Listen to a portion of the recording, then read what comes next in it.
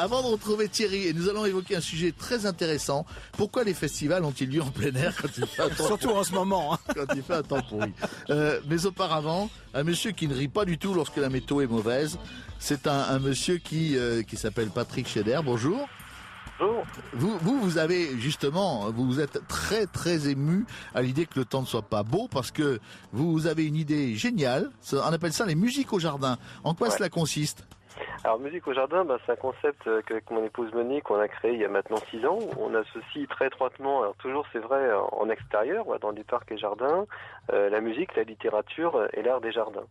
Et ce qui est très spécifique, c'est que nos partenaires, ce sont les jardiniers des villes, des services d'espaces verts des villes, qui créent une création végétale en lien avec le spectacle que l'on joue. Moi, je repère les parcs pendant 6 mois de l'année. Je fais mon tour de France, moi aussi. Ouais. Et pendant les 6 autres mois, on joue dans les parcs que j'ai vus. Si j'ai bien compris, il y a à la fois dans les parcs et jardins, il y a à la fois donc le plaisir du jardin, la beauté du jardin, il y a le plaisir de la musique et le plaisir du théâtre, parce que vous avez aussi des artistes qui viennent et qui jouent la comédie. Voilà, c'est ça. Donc cette année, par exemple, on est sur le thème des jardins du monde avec des contes et des légendes populaires qui viennent des 5 continents.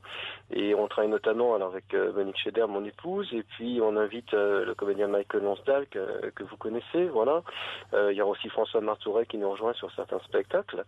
Et on alterne finalement ces contes et légendes populaires avec. Alors moi, je suis au piano, avec des morceaux. Alors il y a de l'improvisation, il y a aussi des morceaux de Vivaldi, du Bach, du Borodine, etc. On fait une sorte de tour, alors cette fois-ci pas de France, mais du monde des jardins. Et donc on travaille cette année notamment avec un jardinier paysagiste qui s'appelle Pascal Fourcroy et qui avec son épouse Sonia ont imaginé une création végétale qui cache en partie le piano, avec des végétaux, des tissus, en fait, de piano se métamorphose. Donc vous mariez l'art du jardin et l'art de la musique et de la comédie. S'il vous plaît, vos prochains concerts, où auront-ils lieu, Patrick ? Alors, il y en a un demain à Clermont-Ferrand, précisément à 19h au parc du musée Lecoq. Ensuite, une petite interruption de environ 3 semaines et on reprend ensuite le 19 août à Arles, ensuite à Thouars le 21 août et ensuite on va se rapprocher de la région parisienne. On va jouer au Aubervilliers, à Paris même, etc. Toujours dans des jardins qui sont des jardins donc mis à votre disposition pour ce festival. Quels sont à Clermont demain ?